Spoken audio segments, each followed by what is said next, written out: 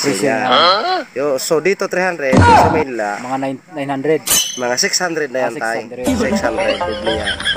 Kasi yan ang pinakamasarap na seafoods. Lobster. Yan, yan tinatawag na lobster. Kasi nga, pagka dating niyan sa Manila, mahal na yan. Mahal na Kasi yan. nga, gasolina, di ba? Gasolina, pagkain, Yung pagdala doon. yung bayan ng driver, Dami ng pinagdaanan. yelo, plastic, Dami ayan, ng gastos. maraming gastos. Kaya tumaas na yung presyo. Alam mo ba kahit tayo nahuli ko to? Patay na. Kaya nga. Lobster. Yan. Lobster. Nasa tabing dagat ka talaga, hindi ka magugutom dito kasi pag meron ka lang gamit sa panghuli ng isda, Kung may isda tayo, lalo kung may isda. may isda. Kung wala, Kung wala, gutom ka tayo. gutom talaga. Gutom ka dito pag walang isda. Pero hindi naman siguro mawawala ng isda dito. Kahit paano, meron talagang isda dito na makukuha. Kailangan lang may mga gamit sa panghuli ng isda.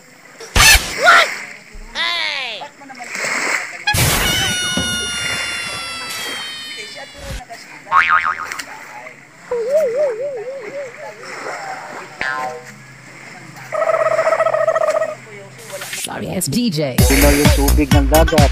Ayan, makalinaw. Linaw.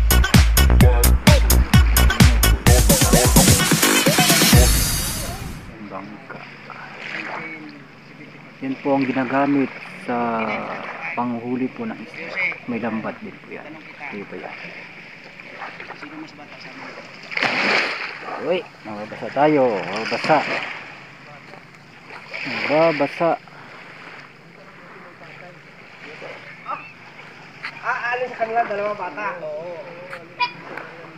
Hindi yung batang isip ha. Nakikita ko si tatay pa rin eh. Ay, si tatay pa rin. Ako, congratulations tatay Ronnie ha. Mas bata ka. Ayan, kinakagat na sila ng langgam. So, no. Kinakagat sila ng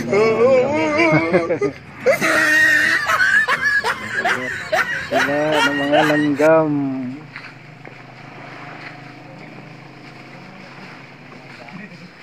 Daming langgam.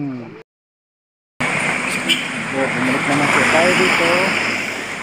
Diyan po tayo nang galing sa may tabi ng dagat. Ngayon po, dito na po tayo sa tabi. Dito na po tayo sa kalsada. Ito po ay Barangay Limagaan. Tawid po tayo.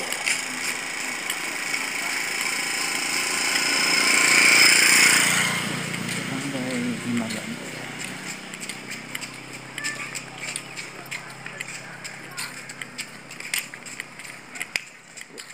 Barangay Limagaan. Barangay Limagaan.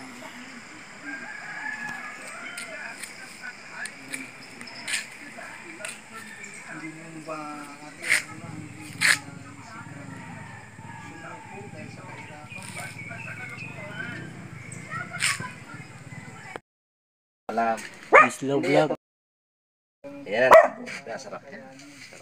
Nagugutom ako, kalingap per. Gugutom ka. Oo, nakikita kasi akong Kita ka ulam. lang ng ulam. No. Basta dito tatay per kasi may aso eh. Baka tayo maalmosalan yung aso eh. Gutom din yung aso.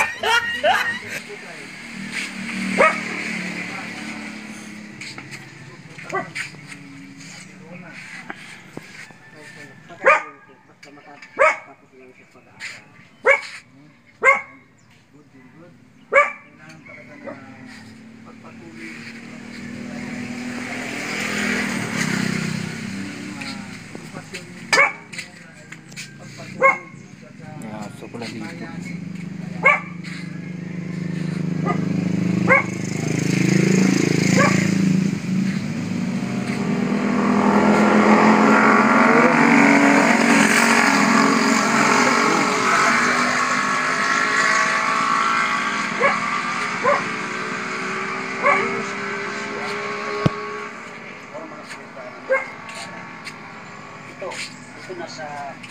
invite ang ano sa iyong pag-aaral para makamit mo na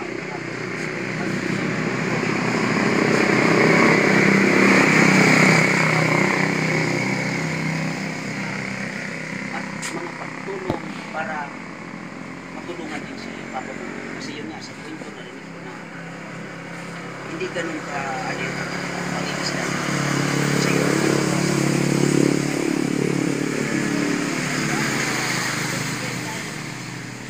Siyempre po pag-college talagang grabe ang gastos sa pamasahe, sa travel, kasi kaya papunta po ng high school, ay ng school. So, kapag ang huli po is talagang mahina.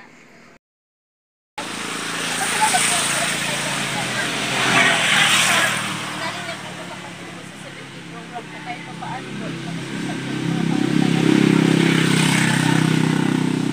lalo na po nung 5th year college ako, talagang more on gastos talaga, walang katapusang gastos. Tapos nung nag-OT po ako basta-basta nakabayad ng upa sa boarding house sa gas. Kasi nga po, ihintay po namin yung sahod ng kapatid ko sa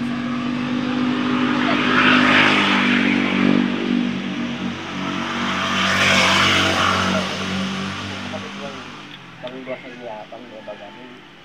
Sinalag, ipapagkapitaan, nagsabi ko yun, ipabumarang tramo at tukang sa ano, nag-eskwila si Rona. Hindi ko nga nga napigpas sa pag-eskwila niya. So, ibig sabihin, muna, tapos siya ng grade 12 po. nagtigil po siya po mismo yung nag-decide na tumigil po ng pag-aaral. Wala po talaga financial. Kasi pag dalawa na po kami sa college, yung Eastman, mas lalong magastos, mas mahihirapan po. Kaya nag-stop po muna siya. So ang bala ko po, kapag nakapagtapos po ako, is siya naman po yung sunod na papaaralin sa college. Very good. Kasi, malungkot ka. Ako lahat lang sila maglamak. So, ako ngayon mag-interview sa'yo. Ano ang nararamdaman mo sa sitwasyon nila? Ano masasabi mo? Sa kanilang sitwasyon sa kahirapan talaga. Yung tama yung sinabi niya ni Ate Rona na ipagpatuloy lang yung kanyang nasimulan na pag-aaral. Pagkatapos ng pag-aaral natin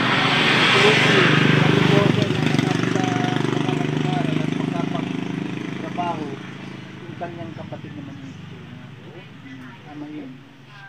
So, yun, Ate Rona, sa ngayon, ano yung nagagawa mo?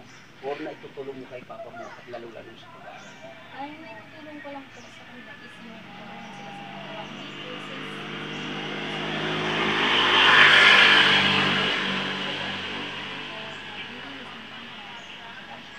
tapos, yun po, pag every morning po, ako po yung magtitinda ng isda kapag Oo. tapos nung kapag may klase po ako, inuuna ko po talaga ang pagtitinda. Para meron po ako pagkakataon.